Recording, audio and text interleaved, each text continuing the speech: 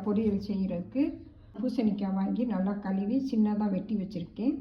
அதோட சின்ன சீரகம், ஒரு 7-8 மிளகு, ஒரு 10 சின்ன வெங்காயம், 1 ஸ்பூன் மஞ்சள் தூள், ஒரு பச்சை மிளகாய், தேங்காய் துருவல் கொஞ்சம், தாளிக்கிறதுக்கு கருவேப்பிலை, ஒரு வத்தல். இப்போ தாளிக்கிறதுக்கு தேவையான எண்ணெய் சேர்த்துக்கலாம்.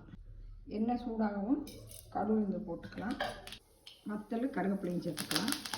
வச்சுருக்க பூசணிக்காய், வெங்காயம், அண்டையும் சேர்த்துக்கலாம். நல்லா கிளறியாச்சு.